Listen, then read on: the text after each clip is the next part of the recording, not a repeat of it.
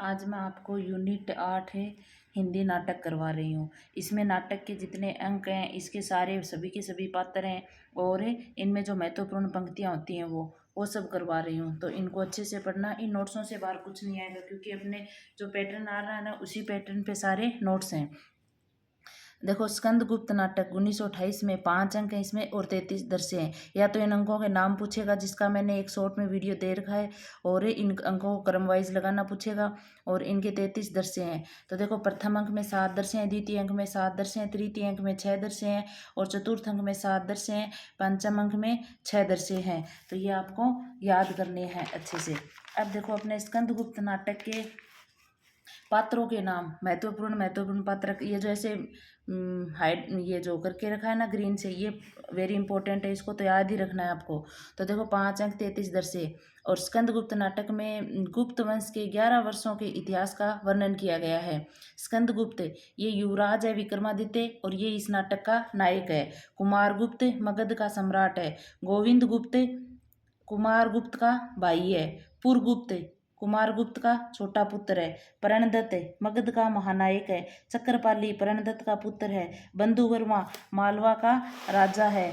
फिर है भीमवर्मा, भीमवर्मा बंधुवर्मा का भाई है। मातृगुप्त काव्यकर्ता कालिदास है। प्रपंच बुद्धि बोध का पालिक है। सर्वनाग अंतर्वेद का विषयपति है। धातुसेन, धातुसेन कौन है? कुमारदास नाम भी है इसका, धातुसेन भी है। कुमारदास के प्रच्छन्न रूप में सिंहल का राजा, इसका क्या है, कहाँ का राजा है ये? सिंहल का राजा है। भट्टारक नवीन महाबलाधिकृत। पृथ्वीसेन मंत्री कुमारा मात्य का। खिंगिल हूण आक्रमणकारी। मुदगल विदूषक। और एक आपके प्रख्यात कीर्ति लंका राजकुल का श्रमण। अब देखो, आपके ऐसे भी क्वेश्चन आते हैं कि स्त्री पात्र कौन कौन से हैं, पुरुष पात्र कौन कौन से हैं। तो अब स्त्री पात्र अलग से लिखे हैं मैंने। देवकी कुमारगुप्त की बड़ी रानी यानी स्कंदगुप्त की माता। अनंत देवी कुमारगुप्त की छोटी रानी यानी पुरगुप्त की माता। जयमाला बंधुवर्मा की स्त्री, मालवा की रानी। देवसेना बंधुवर्मा की बहन। विजया मालवा के धन कुबेर की कन्या। कमला भट्टारक की पत्नी। रामा सर्वनाग की स्त्री। मालिनी मातृगुप्त की परिणीनी सखी दासी इत्यादि है। अब देखो, मैंने आपको कहानी के अंदर जितनी भी कहानियां हैं, जितनी पंक्तियां हैं, वो सारे के सारा वीडियो एक साथ डाल रखा है। उसमें कहानियों से बाहर कुछ नहीं है। उपन्यास के मैंने डाल दिए हैं, नाटक के मैं अब डाल रही हूँ। और जो आपका सिलेबस है ना, बाकी जो निबंध के उनके है ना, पीछे मैंने पेपर सोल्व करवाया, वो पेपर सोल्व नहीं है। उसमें सारे के सारे निबंध में जो क्वेश्चन आए हैं उससे रिलेटेड जितने भी क्वेश्चन बनते हैं ना, वो सारे वहाँ करवाए हुए हैं। और आपका सिलेबस का वीडियो वेरी इंपॉर्टेंट है। उस सिलेबस वाले वीडियो के अंदर जितने क्रमानुसार क्वेश्चन है, कौन किसका निबंध कहाँ है, ये सारे भी वहाँ डाले हुए हैं। तो वहाँ उन वीडियो को आप अच्छे से देख लेना। अब देखो, चंद्रगुप्त नाटक किसका है? जयशंकर प्रसाद जी का है ये, और 1931 में रचित है। इसके 4 अंक है। 4 अंक में देखो, 1912 ईस्वी में, मतलब ये चारों अंकों के एक बार तो यही क्वेश्चन आया कि चतुर्थ अंक में कितने दृश्य हैं, तो कितने दृश्य हैं? 14 दृश्य हैं। यही क्वेश्चन था। एक बार ये क्वेश्चन था प्रथम अंक में कितने हैं, तो प्रथम में 11 दृश्य हैं। तो इनकी चारों अंकों को देख लो पहले।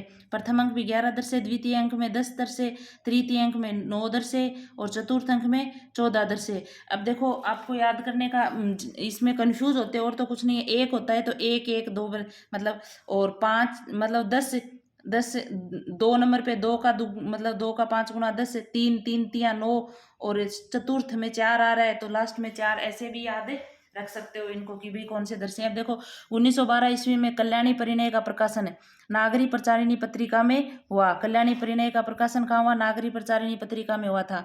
और चंद्रगुप्त नाटक कल्याणी परिणय का ही परिवर्तित रूप है। प्रसाद के नाटक चंद्रगुप्त का प्रकाशन 1933 ईस्वी में अभिनव चंद्रगुप्त के नाम से हुआ था। अब देखो, इनकी नाटकों की भूमिका इंपॉर्टेंट होती है, और भूमिका में देखो महत्वपूर्ण जो बात है वो मैंने यहाँ लिख दी है। 25 वर्ष का तक्षशिला 25 वर्ष का इतिहास समाहित है इसमें। और सिकंदर के आक्रमण से शुरू करके, ये सिकंदर के आक्रमण से शुरू होता है। घटनाएं हैं इसकी 3 घटनाएं वेरी इंपॉर्टेंट है। अलकसेंद्र का आक्रमण है, नंद कुल की पराजय है, सिल्यूकस का पराभव है। ये वेरी वेरी इंपॉर्टेंट तीनों घटनाएं हैं। अब देखो, मैंने इनके दर्शों के नाम लिख दिए। स्कंदगुप्त के दर्शों के नाम तो मैं 1-1 मिनट का वीडियो डालूंगी, उसमें सातों के सातों दर्शे हैं, और इनके दर्शे मैंने यहाँ लिख दिए, क्योंकि दोनों के लिख देती तो आप कंफ्यूज हो जाते फिर दोनों के एक साथ ही। तो इसलिए मैं आपको उस हिसाब से याद करवा रही हूँ जिससे आपके अच्छे से याद हो जाए। इसमें शॉर्ट्स वीडियो के अंदर आपके अंक जितने हैं वो डाल रखें, क्रम वाइज डाल रखें और रंगीन पेन से वो डालें ताकि याद रह जाए अच्छे से वहाँ। अब देखो पहला अंक, पहले अंक में कितने दर्शे हैं? 11 दर्शे। शुरुआत है, देखो पहला और लास्ट तो जरूर याद रखना है आपको, ताकि वहां मिलान करोगे तो हो जाएगा। तक्षशिला के गुरुकुल का मठ, चाणक्य और सिंहरण है। मगध सम्राट का विलास कानन है। पाटलिपुत्र में एक नगन कुटीर। कुसुमपुर में सरस्वती मंदिर के उपवन का पथ है। और मगध में नंद की राजसभा, राक्षस और सभासदों के साथ है नंद। और सिंधु तट पर अलका और मालविका। मगध का बंदी गृह और गांधार नरेश का प्रकोष्ठ। चिंता युक्त राजा प्रवेश करते हुए। और पर्वतेश्वर की राजसभा और कानन पंथ में अलका और सिंधु तट पर दंडायन का आश्रम।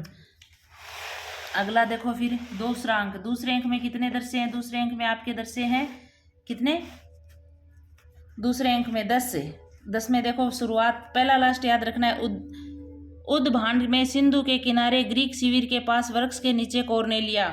झेलम तट के वन पथ में चाणक्य, चंद्रगुप्त और अलका। युद्ध क्षेत्र में सैनिकों के साथ पर्वतेश्वर।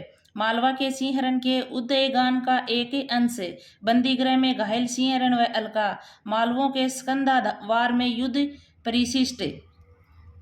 और पर्वतेश्वर का प्रसाद, पर्वतेश्वर का प्रसाद।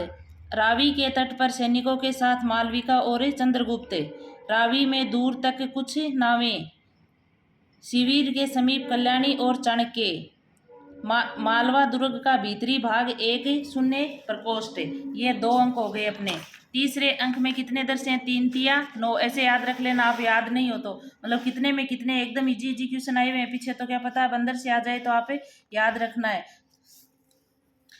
1 नंबर है विपाशा तट का शिविर, राक्षस टहलता हुआ। रावी तट के उत्सव शिविर का एक पथ है, पर्वतेश्वर अकेले टहलते हुए। रावी तट पर सिकंदर का बेड़ा प्रस्तुत है, चाणक्य और पर्वतेश्वर। पथ में चर और राक्षस है। मगध की रंगशाला में नंद का प्रवेश है। कुमारगुप्त, कुसुमपुर का प्रांत भाग, चाणक्य, मालविका और अलका। फिर है नंद के राज मंदिर का एक प्रकोष्ठ। कुसुमपुर में प्रांत, पथ में चाणक्य और पर्वतेश्वर। नंद की रंगशाला, स्वामिनी और राक्षस बंदी गृह, बंदी वेश में।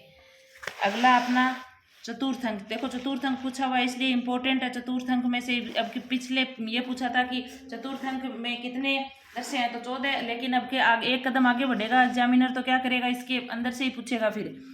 मगध के राजकीय उपवन में कल्याणी, पथ में राक्षस और स्वासिनी, परिषद गृह, प्रकोष्ठ में चंद्रगुप्त, प्रभातों में चंद्रगुप्त, सिंधु तट पर पर्ण कुटीर में चाणक्य और कात्यायन, कपीस में अलेक्जेंड्रिया का राजमंदिर, कॉर्नेलिया और उसकी सखी का प्रवेश।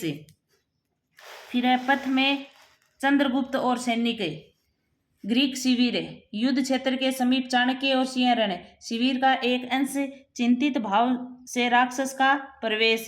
पथ में साइबरटियस और मेग्स्थनीज, दांडायन का तपोवन, ध्यानस्थ चाणक्य, भयभीत भाव से राक्षस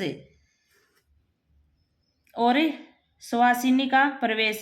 राजसभा, एक ओर से सहपरिवार चंद्रगुप्त और दूसरी ओर से साइबरटियस, मेग्स्थनीज, एलिस और कॉर्नेलिया के साथ सिल्यूकस का प्रवेश। सब बैठते हैं। ये आपके दोनों अंकों के जितने दर्शे हैं वो एक साथ करवा दिए हैं। अब देखो अपने आगे क्या है, फिर आगे पुरुष पात्र है। चाणक्य के अंदर जो पुरुष पात्र है ना, वो पुरुष पात्रों के नाम, पुरुष पात्रों के नाम में देखो एक तरफ पुरुष पात्र एक तरफ स्त्री पात्र, ज्यादा पूछते हैं तो मैंने एक साथ नहीं लिखा, ऐसे ही लिखा है। चाणक्य देखो कौन है, मौर्य साम्राज्य का निर्माता है। चंद्रगुप्त मौर्य साम्राज्य धीरोधात नायक है। नंद मगध सम्राट है। राक्षस मगध का अमात्य है। वररुचि या वररुचि का दूसरा नाम कात्यायन भी है, तो ये मगध का अमात्य है। सकटार मगध का मंत्री। आम्बिक कौन है, तक्षशिला का राजकुमार है। सिंहरण मालवा गण मुख्य का कुमार। सिंहरण का रलका की शादी होती है फिर इस नाटक में। पर्वतेश्वर पंजाब का राजा यानी पोरस। और सिकंदर ग्रीक विजेता। फिलीपींस सिकंदर का क्षत्रप। मौर्य सेनापति चंद्रगुप्त का पिता। एनीसाइक्रिटीज सिकंदर का सहचर। देवबल नागदत्त या गणमुखे मालव गणराज्य के पदाधिकारी साइबरटियस मेगस्थनीज यवनदूत सिल्यूकस गांधार नरेश आम्बिक का पिता सिल्यूकस सिकंदर का सेनापति और दंडायन कौन है एक तपस्वी। आगे देखो फिर स्त्री पात्र महिला पात्राओं में देखो कौन है अलका तक्षशिला की राजकुमारी सुहासिनी सकटार की कन्या कल्याणी मगध राजकुमारी नीला या लीला कल्याणी की सहेलियां मालविका सिंधु देश की राजकुमारी कौरनेलिया कौन है कौरनेलिया सिल्यूकस की कन्या मौर्य पत्नी चंद्रगुप्त की माता एलिस कौरनेलिया की सहेली। ये आपके चंद्रगुप्त नाटक के पात्र हो गए। अब देखो ध्रुव स्वामिनी नाटक जयशंकर प्रसाद के 3 नाटक लगे हुए अपने स्कंदगुप्त चंद्रगुप्त और ध्रुव स्वामिनी क्रम से ही मैंने यहाँ आपके पात्र याद करवाए हैं। ये देखो कब लिखा गया 1933 में लिखा गया। इसमें 3 दृश्य हैं पात्र देखो ध्रुव स्वामिनी है मंदाकिनी है कोमा इंपॉर्टेंट पात्र है भाई याद रखना इसको। चंद्रगुप्त है रामगुप्त है शिखर स्वामी है पुरोहित है सकटार है और खिंगिल है मिहिरदेव है और सामंत खिंगिल मिहिरदेव। फिर देखो सामंत है शक सामंत है प्रतिहारी है प्रहरी है दासी है और कुबड़ा है बोना है हिजड़ा है नर्तकियां हैं। ये इसके पात्र हैं। अगला नाटक देखो अपना सिंदूर की होली के पात्र इसमें देखो कितने सिंदूर की होली लक्ष्मी नारायण मिश्र का नाटक है और इसमें 1934 में लिखा गया है। 3 अंक है देखो सिंदूर में कितने नाम आ रहे हैं 3 तो अंक भी कितने हैं 3 याद रखना ना। वैसे किसमें 5 है किसमें 6 ऐसे कंफ्यूज हो जाओगे वहाँ इसलिए इनको ऐसे कोड वर्डों के साथ याद करना। पात्र देखो रजनीकांत है मनोज शंकर है मुरारी लाल है मिहिर अली है भगवंत दास सिंह है नंद हर नंदन है चंद्रकला है विधवा मनोरमा है डॉक्टर है और कुछ जन भी हैं इस पात्र में। अगला अपना नाटक है आगरा बाजार किसका नाटक है हबीब तनवीर का। आगरा बाजार हबीब तनवीर ने 1954 में ये नाटक लिखा था। इसके पात्र देखो फकीर है लड्डू वाला है तरबूज। ये देखो अब की बार पूछा था ना क्रम इसको कविता में क्रम वाइज पूछे थे और अंधेर नगरी वाले में भी वो चना बेचने वाला और उनका क्रम पूछा था तो इनके भी क्रम पूछ सकता है इसलिए मैंने ये क्रम वाइज ही आपको लिख के बताए हैं। फकीर है लड्डू वाला पहले है तरबूज वाला बर्फ वाला ककड़ी वाला कन मोली मेलिया पान वाला मदारी बर्तन वाला और फिर सोहदा शायर हमजोली किताब वाला तज किरानवीस ग्राहक टोली बेंजीर लड़का करीमन दर्जी रामू चमेली दरोगा नवासी पंसारी लालजी लड़की तमाशबीन पतंग वाला और बेनी प्रसाद अजनबी सारंगिया। ये देखो इसको क्रम वाइज ही याद करना है आपको। अगला नाटक है अपना अंधा युग के सभी पात्र एक साथ ही यहाँ पर है। देखो अंधा युग के अंदर क्या है ये इसमें गांधारी है धृतराष्ट्र है कृतवर्मा है संजय है वरदयाचक है प्रहरी है व्यास है और अश्वत्थामा है कृष्ण है और विदुर है युधिष्ठिर है कृपाचार्य है युयुत्सु इंपॉर्टेंट पात्र है भैया युयुत्सु है गूंगा भिखारी है प्रहरी है और बलराम है। ये इसके अंधा युग नाटक के इंपॉर्टेंट पात्र हैं। अगले अपना पात्र है नाटक है अंजो दीदी। देखो दीदी में कितने नाम आ रहे हैं 2 अंक भी कितने हैं 2 इसमें और 1955 में है। उपेंद्र नाथ अस्क जी का नाटक है ये और इस नाटक के अंदर पहले अंक में कितने दृश्य हैं 3 दृश्य और दूसरे अंक में कितने दृश्य हैं 3 दृश्य। पहले अंक में भी 3 दृश्य दूसरे अंक में भी 3 दृश्य हैं। पात्र देखो अंजलि या इसका दूसरा नाम है अंजो दीदी। ये मुख्य प्रमुख पात्र है इस नाटक की और उम्र भी पूछ सकता है। अब की बार पूछी हुई थी ना जून में तो उम्र इसकी 30 वर्ष है। इंद्र नारायण अंजो का पति है जो पेशे से वकील है 38 और 40 वर्ष के बीच में इसकी उम्र है। नीरज अंजो दीदी का पुत्र है और उम्र कितनी है 11 वर्ष। अनिमा अंजो दीदी की सहेली है। श्री नरिपत भी नाम है जिसका श्रीपत भी नाम है। अंजो दीदी का भाई है 27-28 वर्ष का। ओमी नील नजीर ओमी भी है नीलम है ये नील नहीं नीलम उसका बेटा है नीरज का बेटा है ये नजीर है, राधू राधू भी नाम आता है, राधे भी आता है, ये नौकर है। मुन्नी नौकरानी है, नौकरानी की उम्र क्या है, 25 वर्ष है। अगला नाटक है अपना आषाढ़ का एक दिन। आषाढ़ का एक दिन मोहन राकेश का नाटक है और इस नाटक की में कितने अंक हैं, 3 अंक है। देखो आषाढ़, आषाढ़ में नाम भी 3 आ रहा है ना, ये अंक भी 3 है। मोहन राकेश का पात्र देखो इसके अंबिका है, ग्राम की एक वृद्धा, यानी ये स्त्री पात्र है। स्त्री वालों के मैंने आगे स्त्री लिख दिया। मल्लिका उसकी पुत्री है स्त्री। कालिदास कवि है। दंतुल राजपुरुष है। मातुल कवि मातुल है। निक्षेप ग्राम पुरुष है और विलोम ग्राम पुरुष है। ये देखो विलोम और ये इंपॉर्टेंट पात्र हो जाते हैं, क्योंकि आप सोचोगे विलोम तो विलोम शब्द होते हैं, तो ये नहीं, विलोम पात्र है इस नाटक का। रंगिनी है, नागरी स्त्री है। संगिनी भी नागरी स्त्री है। अनुस्वार, अनुस्वार भी पात्र है इसमें, अधिकारी है। अनुनासिक भी पात्र है, अधिकारी है। प्रिय प्रियंगु मंजरी राजकन्या है ये, कवि पत्नी, यानी ये भी क्या है, एक स्त्री है। अगला अपना नाटक है आधे अधूरे। आधे अधूरे मोहन राकेश जी का ये नाटक है। कब लिखा गया था ये, 1969 में। और इसके पात्र देखो इसके देखो ऐसे ही पात्र हैं, ऐसे का सु वा, यानी काले सूट वाला आदमी, जो कि पुरुष नंबर 1, पुरुष नंबर 2, पुरुष नंबर 3, पुरुष नंबर 4 की वेशभूषाओं में अपनी भूमिका अदा करता है। ये ऐसे अपनी भूमिकाओं में आता है। इनकी उम्र कितनी है, 49 वर्ष। और चेहरे की शिष्टता में एक ही व्यंग्य है इसके।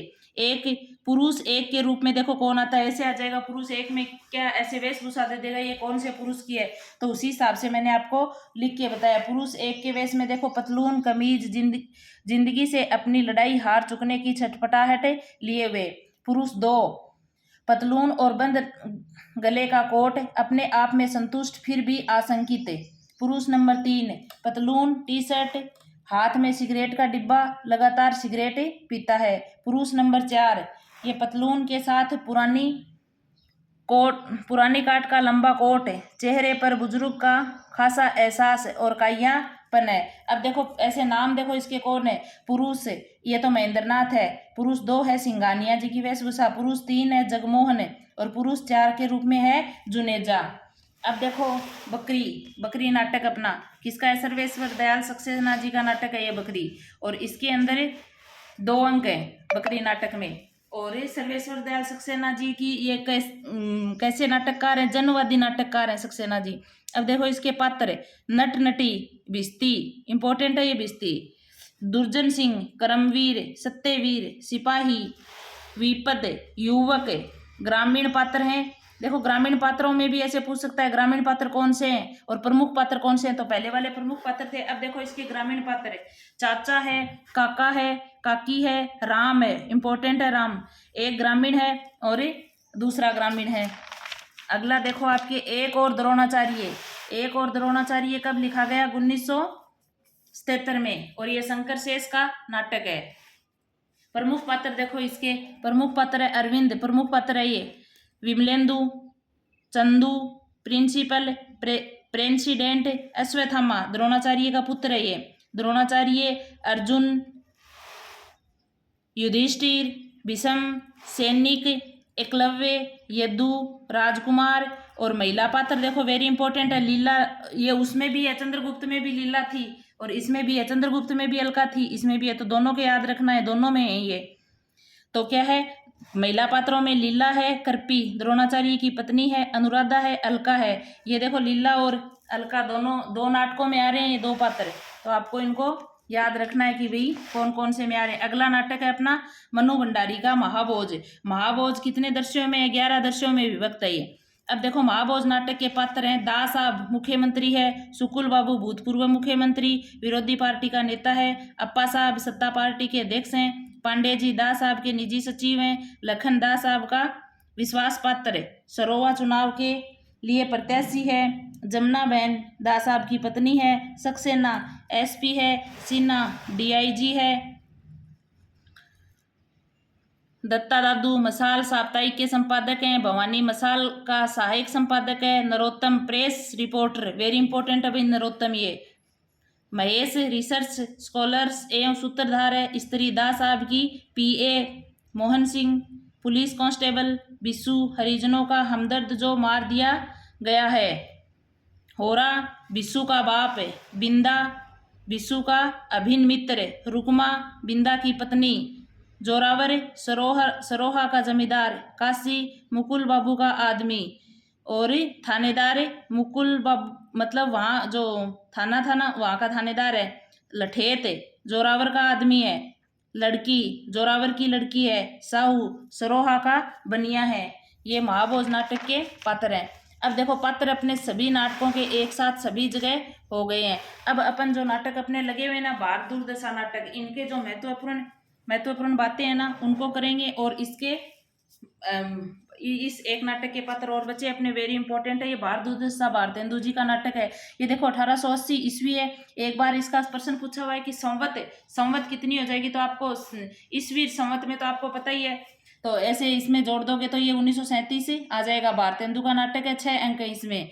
और इसके देखो भारत दुर्दशा आकार में जितना छोटा नाटक है, वस्तु संगत ये वस्तु की दृष्टि से संगतता की दृष्टि से संवेदनशीलता की गहराई तथा महत्व की दृष्टि से उतना ही बड़ा है। यानी ये नाटक जितना छोटा लगता है ना, वस्तु संगतना की दृष्टि से संवेदना की दृष्टि से या महत्व की दृष्टि से उतना ही गहरा है। अब देखो इसके प्रमुख पात्र, एक योगी भारत है। भारत क्या अमूर्त पात्र है। अमूर्त पात्र गौण पात्र ज्यादा पूछे जाते हैं आज तक है। निर्लजता भी अमूर्त पात्र है। देखो क्या करती है, ये दूसरे अंक में आती है। ऐसे इसमें से एक क्वेश्चन पक्का आता है और ऐसे कंफ्यूज कर देता है कि तीसरे अंक में आती है, 5वें अंक में आती है। तो निर्लजता कब आती है, दूसरे अंक में आती है। और दूसरे अंक का नाम अपने क्या है, शमशान टूटे फूटे मंदिर। ये मैंने वीडियो डाल रखा है, उसमें देख लेना।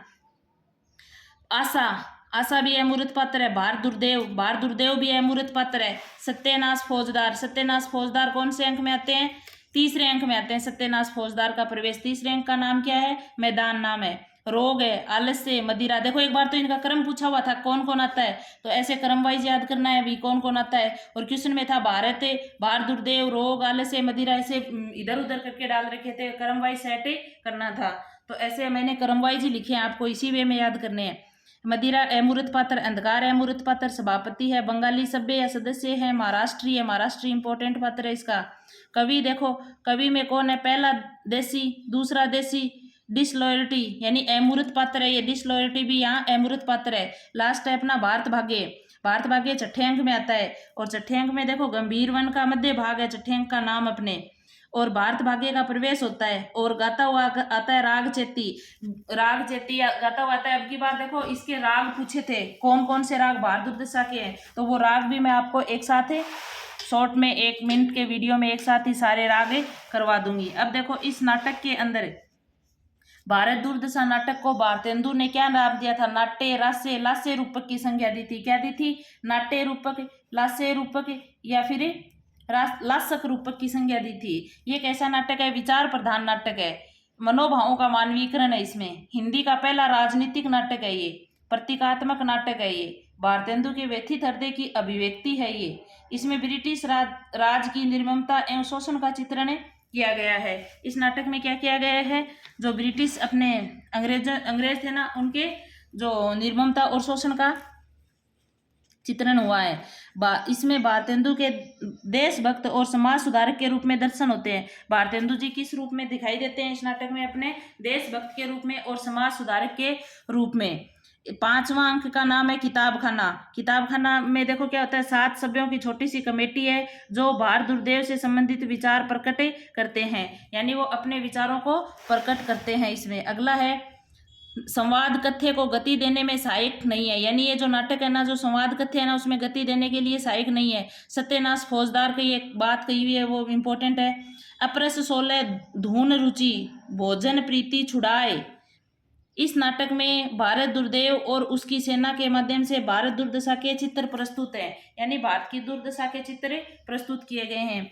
और ये नाटक तत्कालीन परिप्रेक्ष्य में अंग्रेजों की आलोचना की है, यानी वर्तमान का जो उस समय का परिप्रेक्ष्य था उसमें क्या थी, अंग्रेजों की आलोचना पर आधारित ये नाटक था। आगे देखो इसमें कौन सा पात्र क्या बात करता है, और वेरी जो इम्पोर्टेंट है ना वो सभी एक जगह ही लिख दिए मैंने। भारत भाग्य में देखो जागो जागो रे भाई गीत गाता हुआ आता है, गीत गाते हुए आता है और भारत को जगाता है। भारत एक वृक्ष के नीचे अचेत पड़ा हुआ है, तब वो इसको भारत भाग्य आता है लास्ट में और वो 6ठे अंक में आके उसको जगाता है, ये गीत गाता है। देखो ये इंपॉर्टेंट है, जागो जागो रे भाई सोवत निसी भैंस गवाई जागो जागो रे भाई, ये भारत भाग्य के द्वारा गाया गया गीत है।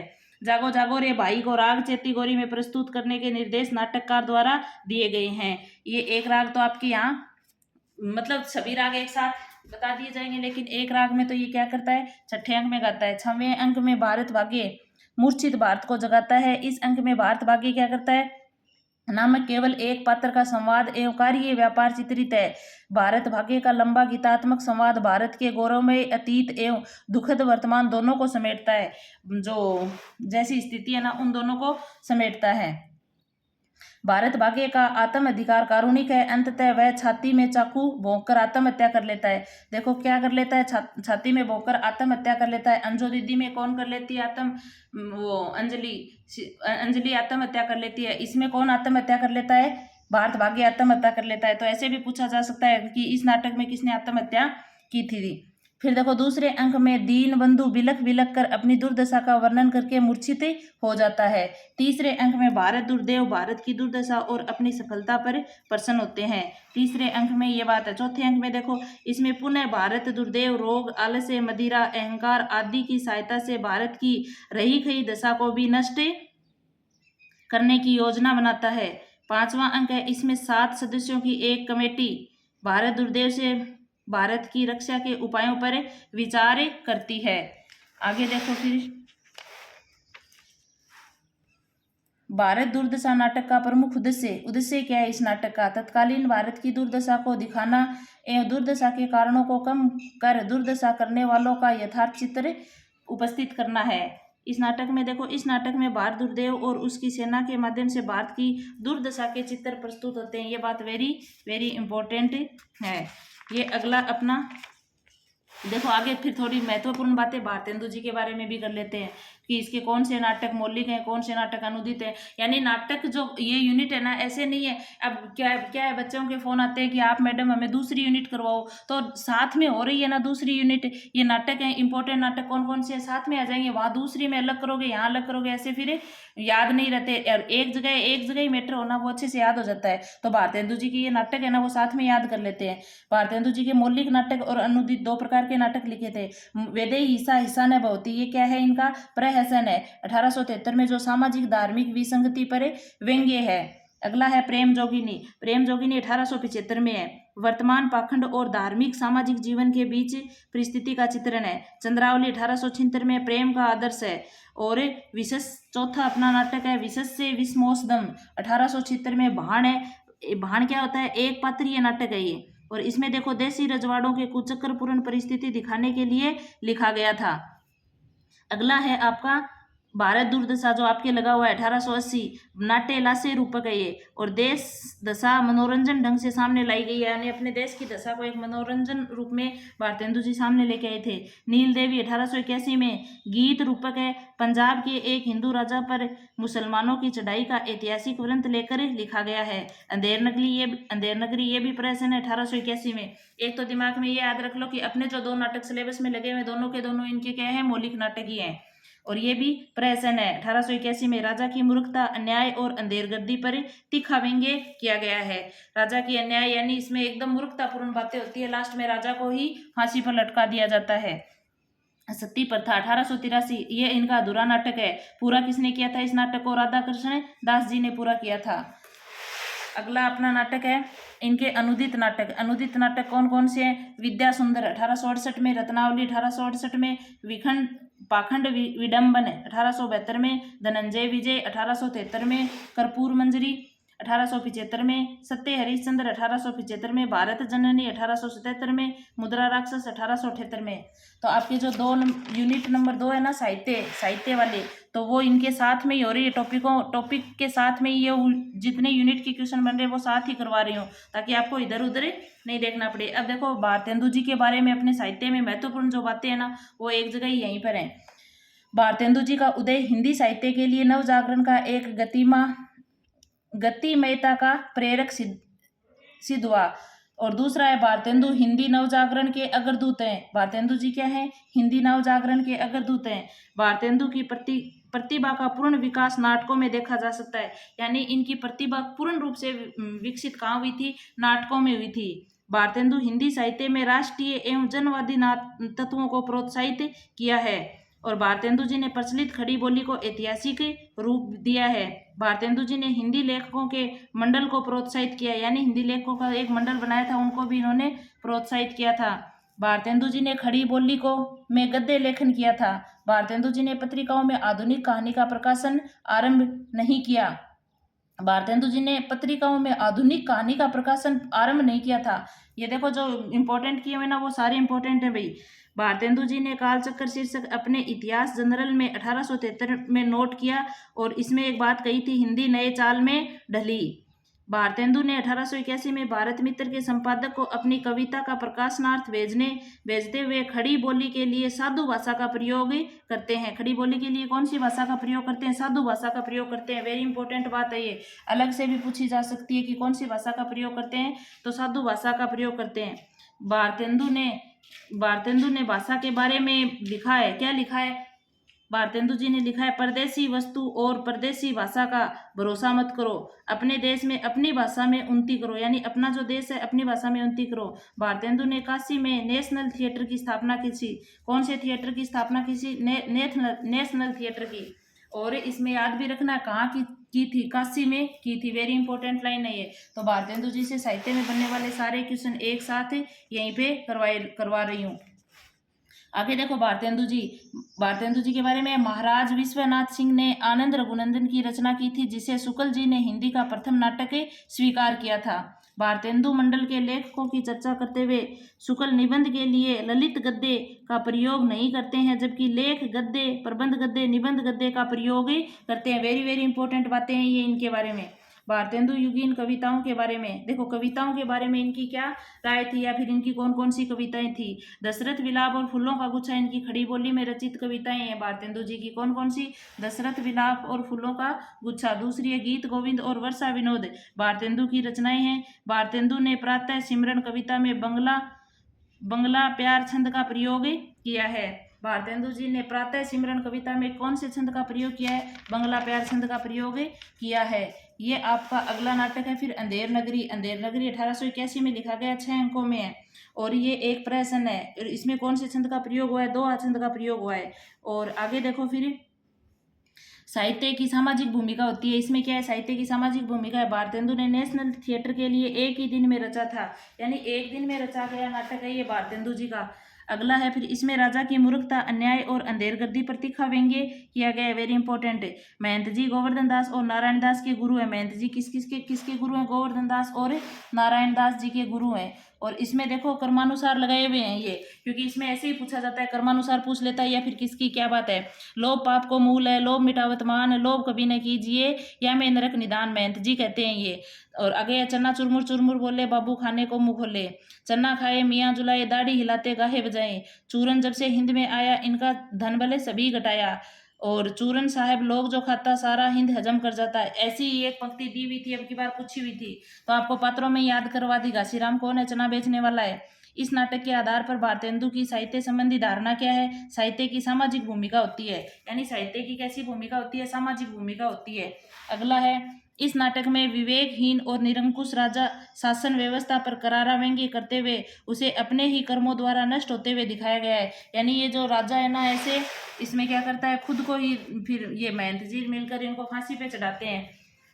ऐसी न्याय है यहाँ पर, मतलब ऐसी न्याय, ये अन्याय बहुत कर रहा होता है और इसको किसी भी चीज़ का ज्ञान नहीं होता है। इसलिए इस नाटक में पूरा पढ़ोगे तो बहुत आनंद आएगा आपको। यह नाटक तत्कालीन शासन पर व्यंग्य बिहार प्रांत के किसी बड़े जमींदार के अंधेरे को देखकर भारतेंदु ने इसकी रचना की थी। श्री चंद्रावली में वैष्णव वर्धमानुमोदित नाटक है ये। मानी यानी ये क्यों रचा था? बिहार में एक ऐसा ही राजा था जो ऐसी अंधेरगर्दी के अंदर जो इस नाटक में हो रहा है ना, वैसा ही वहाँ हो रहा था, इसलिए रचा था ये।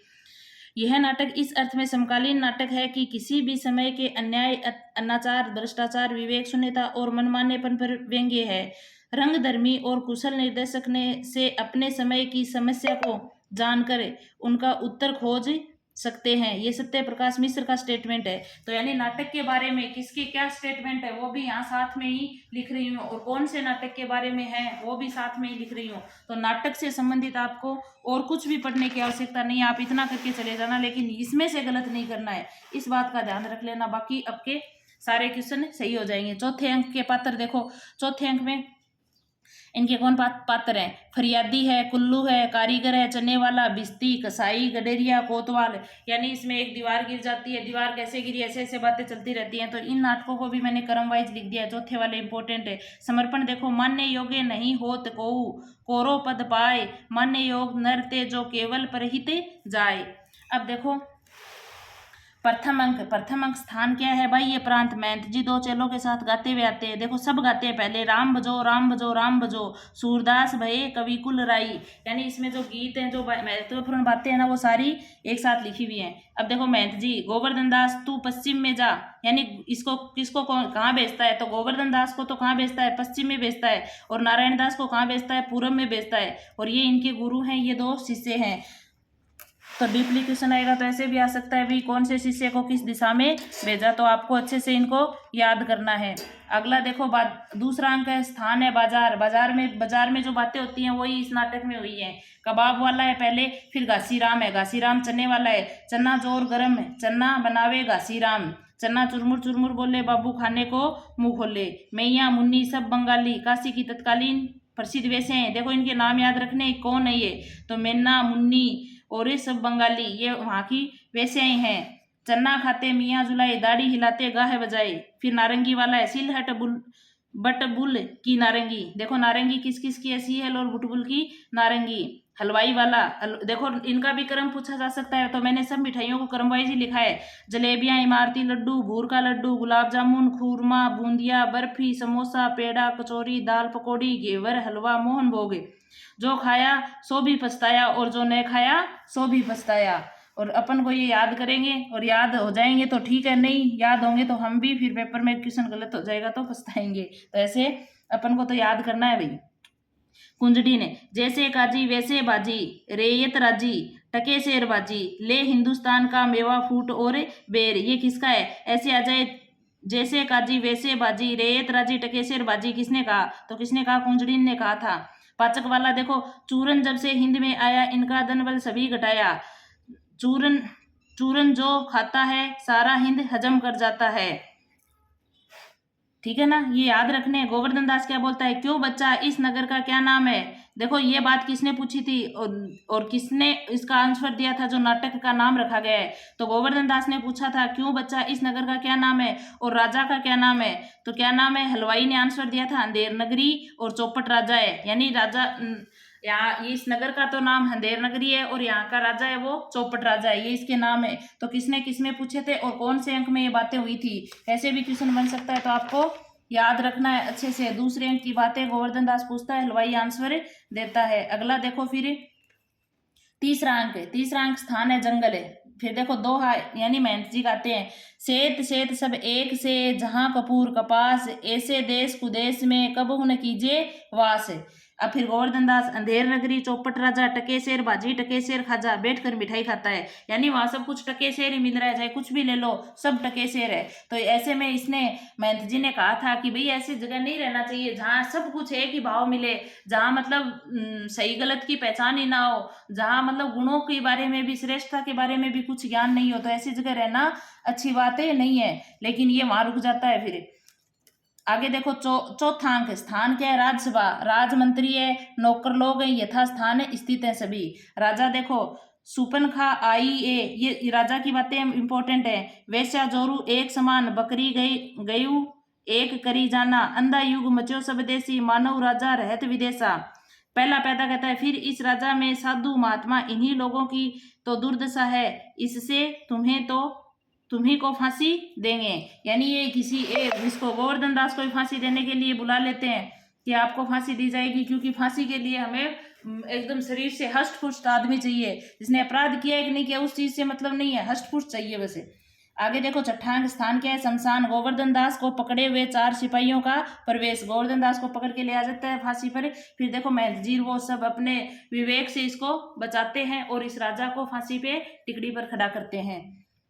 जो गुरु है ना महंत जी, वो कहता है, राजा इस समय ऐसी साइयत है कि जो लोग मरेगा सीधा बैकुंठ पे जाएगा। अब राजा का विवेक तुम खुद देख लो कैसा है कि ये बोलता है कि अब जो मरेगा ना वो सीधा बैकुंठ पे जाएगा, इसलिए ये कहता है गोवर्धन दास को उतारो, और वो गुरु कहता है मेरे को चढ़ाओ, फिर वो कहता है मेरे को चढ़ाओ, ऐसे मतलब वो जबरदस्ती करने लग जाते हैं। तो फिर राजा सोचता है क्यों ना मैं ही चला जाऊं और मैं ही बैकुंठ में जाके अपने स्वर्ग लोक को प्राप्त कर लूं। तो फिर देखो आगे है, गुरु जहां न धर्म न बुद्धि, ये देखो बात जो मैंने पहले बताई थी वो बात यहाँ बोल रहा है गुरु, जहां न धर्म न बुद्धि नहीं नीति न सुजन समाज, ते यही आपू ही नशे जैसे चौपटे राज।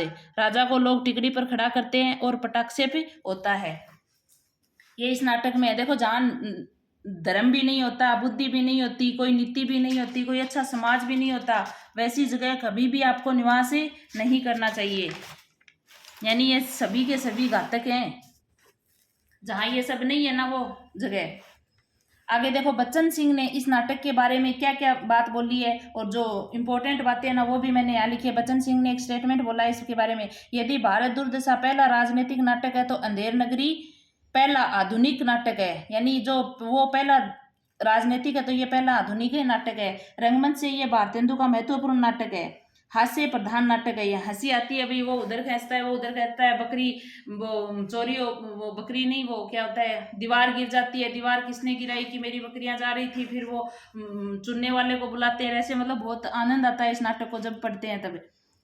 गीतों में नाट्य बिंब है और व्यंग्य 3 स्तरों पर किया जाए, सामाजिकता पर भी व्यंग्य किया गया है, राजनीतिक पर भी व्यंग्य किया गया है, और आर्थिकता पर भी व्यंग्य किया गया है। क्योंकि राजनीतिकता में तो उस राजा के न्याय को आपने देखा था, सामाजिकता में बाजार के अंदर जो चल रहा था उसको आपने देखा, आर्थिकता में मतलब सब कुछ टके शेर था वहां। इन तीनों पर व्यंग्य है। बाजी और खाजा एक भाव बिकते। देखो इसमें अपराध कोई और करता है, दंड किसी और को मिलता है। यानी अपराध तो किसी ने किया था और दंड वो पकड़ के किसी और को लेके आ गए थे। तो यानी बाजी और खाजा एक भाव बिकते हैं। तो ये बात पूछ सकता है, इसका अर्थ पूछ सकता है। ये देखो, जात ले जात टके शेर जात, 1 टका दो हम अभी अपनी जात बेचते हैं 1 टके के वास्ते। इसमें जात बेचने वाले ब्राह्मण के एक संवाद का व्यंग्यार्थ है। जहां नगण्य साधारण विशिष्ट असाधारण सब एक ही भाव बिकते हैं। ये देखो ये बात बोल दी ना टके, मतलब किसने बोली, ब्राह्मण ने, और ब्राह्मण बनिया इसका लास्ट पात्र है। तो यानी यहाँ पर ये नाटक की समाप्त हो जाता है। यानी सारे के सारे साधारण हो चाहे असाधारण हो, सभी के सभी एक भाव ही बिकते हैं। अगला अपना है स्कंदगुप्त नाटक। स्कंदगुप्त नाटक में 5 अंक हैं और 33 दृश्य हैं और इसमें 17 गीत हैं। और देखो प्रथम अंक के संवाद कर्मानुसार ही लिखे हैं मैंने। वहां पर देखो संवाद नहीं लिखे थे ना स्कंदगुप्त में, मैंने अंक और वो नहीं लिखे थे। वो इसलिए नहीं लिखे क्योंकि जो चीज मैंने नहीं लिखी है ना वो या तो मैंने यहाँ करवा दी, या सिलेबस वाले वीडियो में करवा दी, या फिर उसमें जो आपका पेपर सॉल्यूशन करवाया हुआ है ना जून वाला, वहां करवा दी। इसलिए सब कुछ बार बार लिखने से कुछ नहीं है। जितना कम पढ़ोगे, जितना कम नोट्स बनाओगे, वही चीजें याद रहेंगी। ज्यादा तो फिर आपकी याद ही नहीं रहेगा। तो आप हर चीज को शॉर्ट में करने की कोशिश किया करो। देखो कर्मानुसार अधिकार सुख कितना मादक और सारहीन होता है। फिर प्रणदत्त का एक स्टेटमेंट है, राजनीतिक दार्शनिकता और कल्पना लोग नहीं है, केवल संधि नियम से ही के लोग बाध्य नहीं है। शरणागत की रक्षा भी क्षत्रिय का धर्म है। फिर मातृगुप्त का एक कथन है, कविता करना अत्यंत पुण्य का फल है और अनंत उत्कंठा से कवि जीवन व्यतीत करने की इच्छा हुई। फिर है पुरुष है कुतूहल है और प्रश्न है, स्त्री है विश्लेषण उत्तर और सब बातों का समाधान। ये इनको क्रम वाइज लगा के मैंने लिखा है। ये इसके पहले अंक के संवाद हैं। आगे देखो धातुसेन। धातुसेन यदि राक्षस कोई था तो विभीषण था और बंदरों में एक सुग्रीव हो गया। कुमारगुप्त युद्ध तो करना ही पड़ता है, अपनी सत्ता बनाए रखने के लिए आवश्यक है। और फिर प्रणदत्त का देखो क्या है, त्रिस्त प्रजा की रक्षा के लिए, अस्तित्व के सम्मान के लिए, देवता ब्राह्मण और गो की मर्यादाओं में विश्वास के लिए, आंतक से प्रकृति के लिए आश्वासन देने के लिए आपको अपने अधिकार का उपयोग करना ही होगा। फिर देखो स्कंदगुप्त के नाटक, अब की बार आए थे ना उसमें चंद्रगुप्त चाणक्य के संवाद, तो स्कंदगुप्त के संवाद भी पूछे जा सकते हैं, ऐसे किसके भी पूछे जा सकते हैं। तो देखो क्या है, हृदय की बातों को राजनीतिक भाषा में व्यक्त करने का चक्कर नहीं जानता। फिर स्कंदगुप्त के उदासीन होने के 3 महत्वपूर्ण कारण है, वेरी वेरी इंपॉर्टेंट है ये तीनों। गुरुकुल का अव्यवस्थित उत्तराधिकार नियम है, भोग विलास के प्रति वितृष्णा है, विमाता का षड्यंत्र है। 3 तो ये दे देगा, एक और दे देगा कौन सा नहीं है, या फिर तीनों को क्रम तीनों के वो बताओ, 2-4 और दे देगा। तो ABCD में पूछ सकता है। मातृगुप्त का संवाद देखो, संसार के समस्त अभावों को असंतोष कहकर हृदय को देखता रहा, परंतु कैसी विडंबना, लक्ष्मी के लाल का भू भृंग और क्षोभ की ज्वाला के अतिरिक्त मिला ही क्या है। वेरी इंपॉर्टेंट स्टेटमेंट है ये इनका। आगे देखो, देवसेना के गीत है। देवसेना के गीत इंपॉर्टेंट है, पूछ सकते हैं देवसेना के कौन से गीत है कौन से नहीं है। तो देवसेना के जितने सारे गीत आ रहे हैं ना, इसमें मैंने सारे सभी के सभी एक जगह ही लिख दिए और सभी इंपॉर्टेंट है। आहे वेदना मिली विदाई, है इससे शुरुआत होती है। पवित्रता पाप की मलिनता, सुख का आलोचक है, दुख पुण्य की कसौटी है, पाप विजय, आकाश से सुंदर नक्षत्र आंखों से केवल देखे ही जाते हैं। तीसरा, नए ढंग से आभूषण, सुंदर वसन, भरा हुआ यौवन, ये सब तो चाहिए ही, परंतु एक वस्तु और चाहिए, पुरुष को वशीभूत करने से पहले धोखे की टट्टी। आगे देखो, भरी नैनों के मन में रूप, किसी छलिया का अमत अनूप, ये भी इसका ही गीत है। आगे देखो, शून्य गगन में खोजता, जैसे चंद्र निरीश, राका में रमणीय, यह किसका मधुर प्रकाश है। फिर अगला है, देश की दुर्दशा निहारोगे, डूबते को कभी निहारोगे। ये सारे के सारे कथन किसके हैं, देवसेना के ही हैं। अगला देखो, चंद्रगुप्त। चंद्रगुप्त में 1931 में लिखा गया, 4 अंक 44 दृश्य हैं, 13 गीत हैं इसमें। और गीत देखो, तुम कनक किरण में के अंतराल में, और फिर बहुत बड़ा गीत है ये, मौन बने रहते हो क्यों, इंपॉर्टेंट है। इसका कथानक प्रसिद्ध ऐतिहासिक घटनाओं से युक्त है। और नंदवंश का नाश है, सिल्यूकस का प्रभाव है, चंद्रगुप्त की प्रतिष्ठा है। और देखो, सिंहरण का एक स्टेटमेंट है, वेरी इंपॉर्टेंट है ये, मानव कब दानव से भी दुर्दंत, पशु से भी बर्बर और पत्थर से भी कठोर, करुणा के लिए निरवकाश हृदय वाला हो जाएगा, यह नहीं जाना जा सकता। अतीत सुखों के लिए सोच क्यों, अनागत भविष्य के लिए भय क्यों, और वर्तमान को मैं अपने अनुकूल बनाए लूंगा, तो चिंता किस बात की। तो आप भी अपने सारे नोट्स पढ़ के JRF का सफर तय कर लोगे, तो फिर चिंता किस बात की। फिर देखो, दंडायन, विजय तृष्णा का अंत पराभव में होता है। अलेक्जेंडर, राजसत्ता सुव्यवस्था से बढ़े तो बढ़ सकती है, केवल सत्य से नहीं। आगे देखो, आगे भी इंपॉर्टेंट बातें, कोड़ी कड़ी रूप की ज्वाला, पड़ता पतंग सा इसमें मन होकर मतवाला, यदि प्रेम ही जीवन का सत्य है तो संसार ज्वालामुखी है। अरुण ये मधुमेह देश हमारा, जहाँ पहुँच अनजान क्षितिज को मिलता एक सारा। हिमाद्री तुंग श्रृंग से प्रबुद्ध शुद्ध भारती, स्वयं प्रभा समुज्वला स्वतंत्रता पुकारती। ये इन्हीं के नाटक के गीत हैं। आगे देखो, कॉर्नेलिया का गीत, मुझे इस देश की जन्मभूमि के समान स्नेह होता जा रहा है। चंद्रगुप्त, संसार भर की नीति और शिक्षा का अर्थ मैंने यही समझा है कि आत्म सम्मान के लिए मर मिटना ही दिव्य जीवन है, ये इसका इंपॉर्टेंट स्टेटमेंट है। सिकंदर क्या कहता है इसमें देखो, मैंने एक अलौकिक वीरता का स्वर्गीय दृश्य देखा है। दंडायन, भूमा का सुख और उसकी महिमा का, ऐसे बहुत बड़ा स्टेटमेंट है ये, और नहीं अभिभूति कर सकते, ये इसका दंडायन का है। आगे देखो, चाणक्य के महत्वपूर्ण स्टेटमेंट है ये, महत्वाकांक्षा कम होती निष्ठुरता की सीपी में रहता है। ये बात अब की बार पूछी हुई भी थी, अपने अलग अलग वो करने थे ना उसमें। अतएव 2 बालकापूर्ण कगारों के बीच में एक निर्मल स्रोत वाहिनी का रहना आवश्यक है। मेरे पास पाणिनि में सिर खपाने का समय नहीं है, भाषा ठीक करने से पहले से मैं मनुष्यों को ठीक करना जानता हूँ। ये स्टेटमेंट भी पूछा था, लेकिन अब की बार आ जाइए, किसके साथ बात कर रहा है, तो वररुचि से संवाद कर रहा है चाणक्य, ऐसे भी पूछ सकता है, तो मैंने ये लिख दिया, इंपॉर्टेंट लगा है। आगे देखो, समझदारी आने पर यौवन चला जाता है, जब तक माला गूंथी जाती है तब तक फूल कुमला जाते हैं, ये भी इसका इंपॉर्टेंट स्टेटमेंट है। अगला देखो, ध्रुव स्वामिनी में क्या है, समस्या मूलक नाटक है ध्रुव स्वामिनी इनका। और ध्रुव स्वामिनी नाटक विशाख के देवी चंद्रगुप्त के आधार पर लिखा गया। इसमें देखो क्या है, स्त्री पुरुष का ढोंग न करे, विश्व भर के सब काम सबके लिए नहीं होते, स्त्री उपहार में देने की वस्तु नहीं है, और स्त्री क्या है, उपहार में देने की वस्तु नहीं है। फिर पुरुष उसे अपनी पशु संपत्ति समझकर अत्याचार ना करे, यानी स्त्री इसमें उपहार में देने की वस्तु नहीं है, पुरुष इसे अपनी पशु संपत्ति समझकर अत्याचार ना करे। स्त्री को अपने चुनाव और निर्णय की स्वतंत्रता है, स्त्री को क्या है, अपने चुनाव की और निर्णय की स्वतंत्रता है। अनमेल विवाह, तलाक का एवं पुनर्विवाह है, इस नाटक की महत्वपूर्ण बातें हैं। पुरोहित के अनुसार देखो, ये स्टेटमेंट वेरी इंपॉर्टेंट है, रामगुप्त का ध्रुव स्वामिनी पर कोई अधिकार नहीं है, क्योंकि वह गौरव से नष्ट और आचरण से पतित था। मिहिर देव का स्टेटमेंट देखो, इसमें मीर देव का राजनीति ही मनुष्यों के लिए सब कुछ नहीं है, राजनीति के पीछे नीति से भी हाथ धो बैठो, जिसका विश्वास विश्व मानवता के साथ व्यापक संबंध है। राजनीति की साधारण छलनाओं से सफलता प्राप्त करके क्षण भर के लिए तुम अपने को चतुर समझने की भूल कर सकते हो। यानी राजनीति के बारे में ये स्टेटमेंट किसका है? मिहिर देव का, कि राजनीति की मनुष्यों के लिए सब कुछ नहीं होती, राजनीति के पीछे की नीति से भी हाथ धो बैठोगे, जिसका विश्व मानव के साथ व्यापक संबंध है। राजनीति साधारण छलनाओं में सफलता प्राप्त करके क्षण भर के लिए तुम अपने आप को चतुर समझने की भूले कर सकते हो। फिर देखो मंदाकिनी का एक स्टेटमेंट है, भगवान ने स्त्रियों को उत्पन्न करके ही अधिकारों से वंचित नहीं किया है, किंतु तुम लोगों को दस्युवर्ती ने उन्हें लूटा है।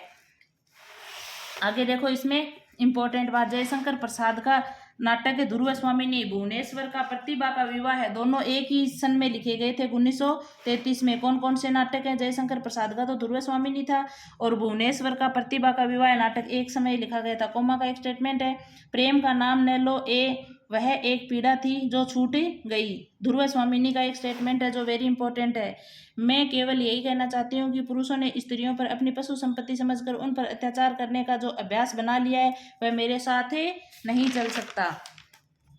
आगे देखो, फिर अगला नाटक है अपना सिंदूर की होली। ये किस पे है? वैधव्य समस्या मूलक नाटक है, और भूमिका इसकी किसने लिखी थी? भूमिका लिखी थी इसकी राम प्रसाद त्रिपाठी ने। इसमें देखो कितने अंक हैं? 3 अंक हैं, 3 दृश्य 3 अंक है। पहला दृश्य है 9 बजे का, दूसरा दृश्य है संध्या काल का, तीसरा दृश्य है रात 10 बजे का। अगला देखो, प्रातः काल 9 बजे से शुरू होती है कथा की अंतिम कथा, लगभग रात 10 बजे बीत जाती है। अगला है फिर इसकी दुखांत परिणति हमें नाटक में आई परिस्थितियों तथा जन्य समस्याओं को सोचने समझने की शक्ति प्रदान करती है और विचारों में डुबो देती है। अगला है फिर यह अद्भुत गहन गंभीर सामान्य से परे नाटक है तथा इसके पात्र अत्यंत सहज हैं और स्वाभाविक मनोवृत्ति की प्रकृत भूमि पर विचरण करते नजर आते हैं। अगला नाटक है आपका, इस नाटक में अगली बात है, नाटक में वैधव्य की समस्या को केंद्र में रखा गया है। इसमें कुल 9 पात्र हैं, जिसमें 7 स्त्री और 2 पुरुष पात्र हैं, और इसकी भूमिका किसने लिखी थी? राम प्रसाद त्रिपाठी जी ने इसकी भूमिका लिखी थी। और एक इनका स्टेटमेंट ये मतलब मनोज शंकर है ना, इसके बारे में और इसकी विधवा मनोरमा के बारे में एक बात है, ये इंपॉर्टेंट है। मनोज शंकर ने विधवा मनोरमा का हाथ जीवन भर अपने अविवाहित रहने के लिए पकड़ा, न कि उसे अपनी स्त्री या पत्नी बनाने के लिए पकड़ा था। अगला अपना नाटक है आगरा बाजार। आगरा बाजार नाटक कब लिखा गया? और मतलब ये पीछे पात्रों में इसके किसने लिखा, क्या लिखा वो वहाँ लिखा हुआ है। तो यहाँ कितने अंक? आगरा बाजार के 2 अंक हैं, लोकनाट्य शैली में है। प्रारंभ होता है शहर आसोब से और अंत होता है आदमीनामा से। अब की बार यही क्वेश्चन था अपने, और पिछली बार ये प्रारंभ था, तो मतलब ऊपर से क्वेश्चन आते हैं, तो आप जो मैं करवा रही हूँ ना इसको अच्छे से याद कर लेना। नगर की दुर्दशा का वर्णन करने वाली कविता गाते हुए हॉल में 2 फकीर का प्रवेश करते हैं। मौलिक नाटक नहीं है ये, नजीर नज़मों पर आधारित है। मेरे बंद रचना गालिब की गज़लों पर आधारित है। नजीर अकबराबादी को प्रतिष्ठित करने के लिए लिखा गया था। समकालीन जिंदगी का पहला सार्थक हिंदी का नाटक है। समकालीन जिंदगी का पहला सार्थक हिंदी का नाटक है। ये वेरी इंपॉर्टेंट बात है। देखो इनको क्रमानुसार लिखना था, यानी इसमें जो बातें हैं ना उनको क्रमानुसार लिख के मैंने बताया, तो ऐसे भी क्वेश्चन आते हैं। जितने हैं आज आगरे के कारखाना जात, सब पर पड़ी है आन के रोज की मुश्किलात। होता है बागानों से हर एक बाग का निभाए, वह बाग किस तरह का न लूटे जो न उजड़े आ है। वह सुन के बोलेगा बाबा खुदा तुझसे खैर दे, हम तो न चांद समझे न सूरज हैं मानते। रोटी न पेट में हो तो कुछ भी जतन न हो, मेले की ख्वाहिशें बागों चमन न हो। यानी रोटी पेट में नहीं होती तो इनका कोई महत्व नहीं है। कपड़े किसी के लाल हैं रोटी के वास्ते, लंबे किसी के बाल हैं रोटी के वास्ते। अगला है इसका महत्वपूर्ण बात है, हबीब तनवीर जी ने इसको कब लिखा, कैसे लिखा। आगरा बाजार नाटक की रचना हबीब तनवीर ने 18वीं सदी के भारतीय शायर एवं नजम के पिता कहे जाने वाले नजीर अकबराबादी को प्रतिष्ठित करने के लिए किया था। हबीब तनवीर जी के अन्य नाटक देखो, वेरी इंपॉर्टेंट बात है, ये यहीं लिख दी। अब ये बात वैसे तो यूनिट 2 में जाती है, लेकिन मैंने यूनिट 2 का जो नाटक से संबंधित सामग्री है उसको यहीं एक साथ ही आपको प्रोवाइड करवा दिया है। हबीब तनवीर के नाटक मिट्टी की गाड़ी 1958 में, शतरंज के मोहरे 1954 में, वेरी इंपॉर्टेंट है ये। लाल शोहरत राय 1954 में, गांव का नाव ससुरार मोर नाव दामाद 1973 में, चरणदास चौर 1975 में। चरणदास चौर और शतरंज के मोहरे वेरी इंपॉर्टेंट है भाई, दोनों के दोनों याद रखना। अंजो दीदी 2 अंक है 1954-55 में। अश्क जी का नाटक है ये, यानी उपेंद्र नाथ अश्क जी का नाटक है। इसलिए देखो नायिका प्रधान नाटक है ये अंजो दीदी, क्योंकि इसमें इस अंजलि प्रमुख पात्र है इसकी। नायिका प्रधान नाटक पारिवारिक और मनोवैज्ञानिक कथा वस्तु है तथा नारी की कठोरता, पारिवारिक नियंत्रण से परिवार विघटन की समस्या को उजागर करती है। श्री राम जोशी जो निर्देशक हैं इसके, मंचन रंगभूमि द्वारा लक्ष्मी टॉकीज इलाहाबाद के हॉल में 22 जनवरी 1956 को हुआ था इसका मंचन। देखो कहाँ हुआ था, इलाहाबाद में हुआ था। अंजलि अनिमा से एक बात कहती है जो वेरी इंपॉर्टेंट है, जिंदगी स्वयं एक महान घड़ी है, प्रातः संध्या उसकी सुइयां हैं, नियमबद्ध एक दूसरे के पीछे घूमती रहती हैं, और मैं चाहती हूँ कि मेरा घर भी घड़ी की तरह ही चले, हम सब उनके पुर्जे बन जाएं और नियम पूर्वक अपने काम करते जाएं। यानी वो क्या चाहती है कि मेरा घर भी घड़ी की तरह बन जाए और हम सब घड़ी के जैसे वो पुर्जे होते हैं वैसे ही हम चलें। एक श्रीपद का कथन, इसका छोटा भाई है, इसका कथन वेरी इंपॉर्टेंट है, क्योंकि देखो इसमें ये बात है, श्रीपद बेद गवार आदमी था, तो आप सोचोगे किसी और ने श्रीपद के बारे में कहा, ये खुद ही कह रहा है। श्रीपद बेद गवार आदमी था, खाने की मेज पर बैठकर पसीना सुखाता है और कहता है कि दीदी मैं इतनी फुर्सत के बाद यहाँ आया हूँ, तुम्हारा छोटा भाई हूँ, तुम लोगों से मिलने की हसरत दिल में लिए हुए हूँ, न जाने कब से इस महान भारत के नगर नगर भटक रहा हूँ, और तुम्हें मेरा पल भर को भी यहाँ बैठना नहीं सुहाता।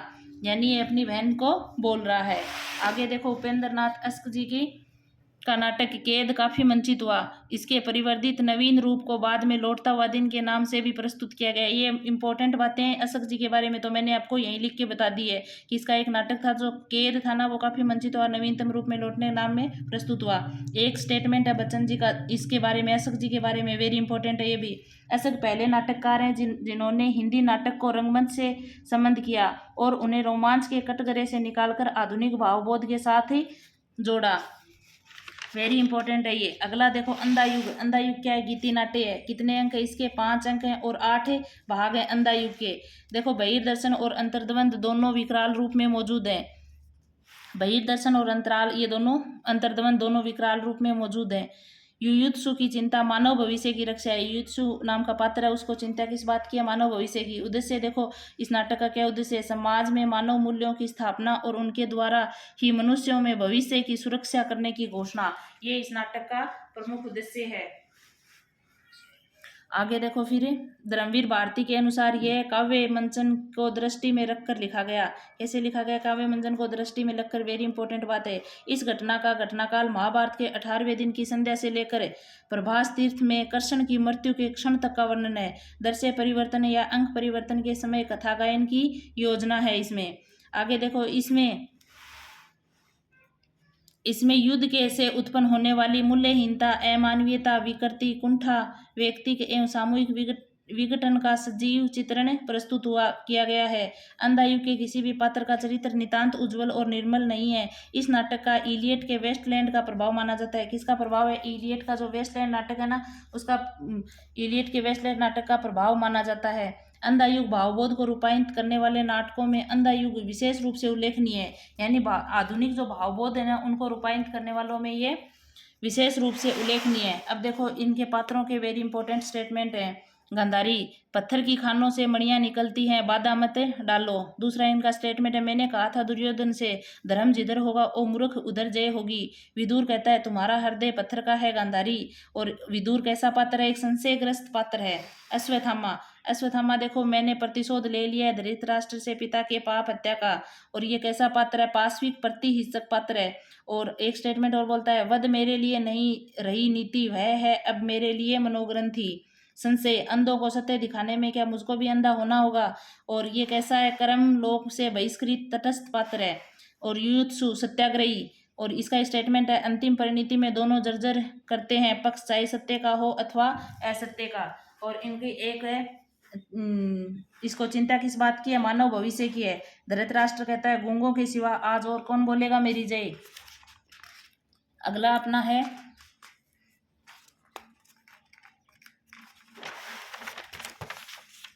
आषाढ़ का एक दिन, आषाढ़ का एक दिन मौन राकेश का नाटक 1958 में है और ये विखंडित नाटक है। इसमें देखो प्रथम खंड में युवक कालिदास उज्जैन में अपनी कला विकसित कर रहा है और मल्लिका से प्रेम प्रसंग संबंध भी चल रहा है। दूसरा है कालिदास की उज्जैन में धाक जम जाती है और चारों ओर उसकी ख्याति फैल जाती है। तीसरा कालिदास सब कुछ छोड़कर सब कुछ त्याग देता है।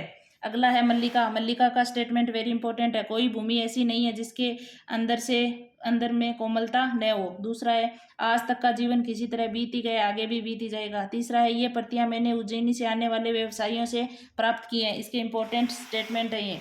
अगला देखो आपका है संगीनी पतंजलि का उल्लेख करती है, यानी एक संगीनी नाम की जो पात्र है ना, ये पतंजलि का उल्लेख करती है। इसमें कैसे करती है, पूरा संवाद लिखा है मैंने। मल्लिका से आंचलिक शब्द के बारे में बताते हुए कहती है, किससे बता रही है आंचलिक शब्द के बारे में, मल्लिका को बता रही है।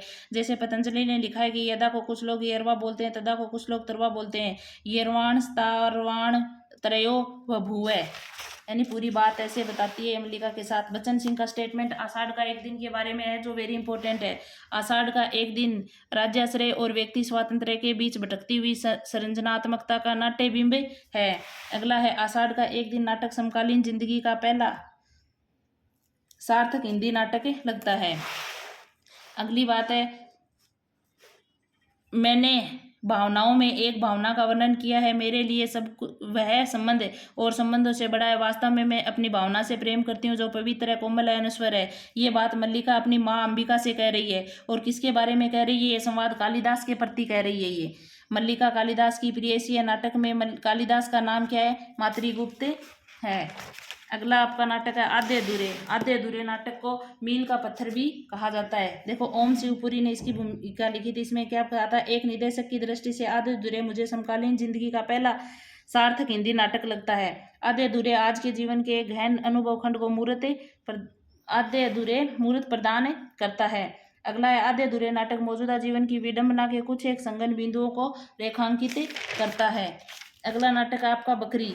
बकरी नाटक यूपी की नौटंकी शैली में लिखा गया था और इसके 2 अंक है। प्रथम अंक 3 दर से, द्वितीय अंक में भी 3 दर से हैं। और देखो दोहा छंद का प्रयोग हुआ है। इसमें और भी छंद है, चौबोल है, बहरेत बिल है, कहरवा आदि है। तो दोहा तो आपको याद ही रखना है। स्वतंत्रोत्तर हिंदी व्यंग्य नाटकों में सर्वश्रेष्ठ है, यानी स्वतंत्रता के बाद जो व्यंग्य नाटक लिखे गए थे उनमें सर्वश्रेष्ठ नाटक है ये। अगला है आपका इसमें जनवादी चेतना, राजनीतिक व्यंग्य, आम आदमी की व्यथा, भ्रष्टाचार और विसंगतियां हैं इस नाटक में। इसमें नायक नायिका नहीं है, प्रतीकात्मक नाटक है सक्सेना जी का। इसमें नायक नायिका नहीं है, प्रतीकात्मक नाटक है ये सक्सेना जी का। यह नाटक न लिखा जाता यदि हिंदी में कोई ऐसा नाटक होता जिसमें जन चेतना को लोक भाषा और लोक रूपों के माध्यम से सामाजिक अन्याय के साथ जोड़ने का एक नया व्याकरण देखने को मिलता। और अगला अपना है यदि हिंदी के नाटककार यश पार्थी न होकर आम आदमी की पीड़ा आम आदमी की जुबान में आम आदमी के बीच ले जाना हिंदी रंगमंच के लिए अनिवार्य मानते तो यह नाटक ही न लिखा जाता। यह नाटक आपातकाल के से 1 वर्ष पूर्व लिखा गया। तो समय देख लो 1974 या 1975 में आपातकाल लगा था। दुर्जन के स्टेटमेंट है, देखो इंपॉर्टेंट है। बहुत कम लोग ये जानते हैं कि आज हम जो हैं वो किसकी बदौलत हैं। किसने हमें जन सेवा की ओर लगाया, हमारी आंखें खोली है, हमें सही रास्ता दिखाया है। किसने हमने हमेशा प्रेरणा ली है, अपना कर्तव्य किया है और आगे बढ़े हैं। ये किनका है, दुर्जन का है। सत्यवीर का स्टेटमेंट देखो, जिसकी आत्मा कमजोर हो, जिससे लालच स्वार्थ ने घेर रखा हो, वह इस बकरी से क्या पाएगा। भगवान के पास खाली हाथ न जाने का मतलब यह नहीं है कि जो फूल लेकर आता है वह स्वर्ग लेकर जाता है। इसलिए श्रद्धा देना जानती है। आप इस बकरी को जितना दें उतना कम है। ये किसका स्टेटमेंट है, सत्यवीर का। देखो भिस्ती का, बकरी को क्या पता था मशक बनकर रहेगी, पानी भरेंगे लोग वह कुछ न कहेगी। अगला सक्सेना जी का स्टेटमेंट है। इसमें सक्सेना नाटक हमारी स्वाधीनता की तलछट का चित्र है, तलछट जो समय बीतने के साथ गहरी होती गई। अगला एक और द्रोणाचार्य किसका नाटक, शंकर शेष का नाटक है 77 में। और 2 भाग हैं इसके, पूर्वार्ध भाग में 4 दर से, उत्तरार्ध भाग में 7 दर से। समांतर कथा प्रसंगों का नाटक है ये। कैसा है, समांतर कथा प्रसंगों का।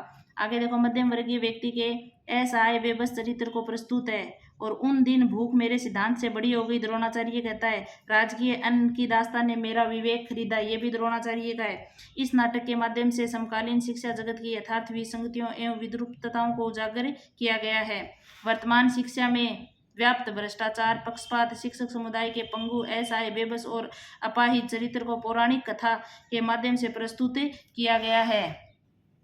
इस नाटक में एक और अरविंद उसके परिवार और कॉलेज का प्रसंग है, दूसरी ओर द्रोणाचार्य उसके परिवार, महाभारतकालीन पात्रों युधिष्ठिर, अर्जुन, भीम, अश्वत्थामा, एकलव्य आदि के प्रसंग चलते रहते हैं। अगला आपका लास्ट नाटक है महाभोज। महाभोज नाटक है, मनु भंडारी का नाटक है ये। और महाभोज नाम से 1979 में उपन्यास लिखा था और 82 में नाटक लिखा था। गांव का कौन सा गांव है? यहाँ यूपी का एक सिरोहा गांव है। राजनीतिक स्वार्थ के लिए नैतिक पतन का चित्रण है इस नाटक में। यह प्रसिद्ध उपन्यास महाभोज का नाट्य रूपांतरण है। ये उपन्यास क्या है? उसका नाट्य रूपांतरण है। इसमें राजनीतिक अवमूलना का नग्न स्वरूप दिखाई देता है। रामचंद्र तिवारी ने ऐसी बात बोली थी क्या? इसमें राजनीतिक अवमूल्यन का नग्न स्वरूप दिखाई देता है। मन्नू भंडारी, इसकी भूमिका किसने लिखी थी? मन्नू भंडारी जी स्वयं ने इसकी भूमिका लिखी थी। इसमें कितने दृश्य हैं? 11 दृश्य हैं।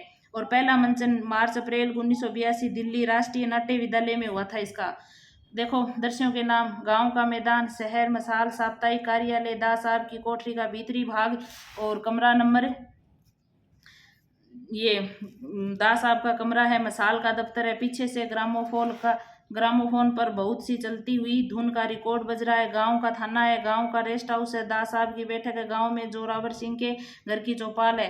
तो आपको एक लास्ट वाला गांव में जोरावर सिंह के घर की चौपाल और गांव का मैदान पहला है। तो ये दो तो आपको याद रखने हैं। बीच वाले याद रहे तो ठीक है, नहीं रहे तो भी ठीक है। बिना दीवारों का घर, इसका मनु भंडारी जी का दूसरा नाटक है ये। इसमें पति पत्नी के बीच तनाव भरे जीवन को मूर्त रूप दिया गया है।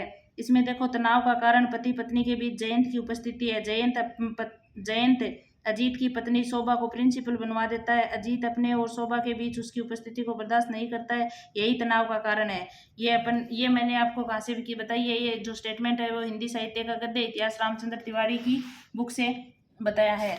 इसलिए आपके जितने भी इम्पोर्टेंट नाटक हैं, जितने भी उसके स्टेटमेंट है वो सारे करवा दिए। इससे बाहर कुछ नहीं है। अब आपको नाटक पढ़ने की आवश्यकता नहीं है, क्योंकि जो महत्वपूर्ण है ना वो सब कुछ नोट्सों में है। देखो महत्वपूर्ण बातें जगदीश चंद्र जी के बारे में।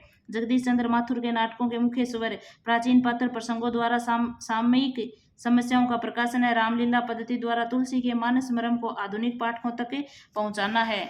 अगला है आपका पुराण कथा का आधुनिक उपयोग। जगदीश चंद्र माथुर के पहला राजा 1979 अत्यंत सृजनात्मक रूप से हुआ। इस नाटक के संदर्भ में लेखक की एक उक्ति है, यह नाटक न पौराणिक है, न ऐतिहासिक है, न यथार्थवादी है, ये तो एक मॉडर्न एलिगोरी, आधुनिक अनुयुक्ति का मंचीय रूप है।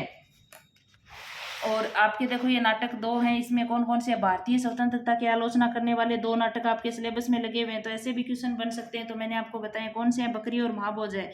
और देखो महाभोज आधे अधूरे, आषाढ़ का एक दिन में कोई भी पात्र नहीं है, तो ऐसे भी क्वेश्चन बन सकता है कि आपके जो नाटक 14 लगे हुए हैं उसमें कौन से पात्रों में कोई पात्र ही नहीं है। तो महाभोज आधे अधूरे और आषाढ़ का एक दिन है। इसलिए आपके नाटक से संबंधित बनने वाले जितने भी क्वेश्चन है वो सारे करवा दिए हैं, कहानी के करवा दिए। और आपके 4 वीडियो वेरी इंपॉर्टेंट है। कहानी वाला है एक, ये नाटक वाला है एक, सिलेबस वाला है और एक पेपर सॉल्यूशन वाला करवाया हुआ है। ये 4-5 वीडियो वेरी इंपॉर्टेंट है। इसके अलावा कुछ नहीं है, मतलब इसके बाहर कुछ नहीं है। इनसे ही अपने सारे पर्सन हैं जिनको विश्वास नहीं हो रहा वो PYQ देख लो पीछे वाले।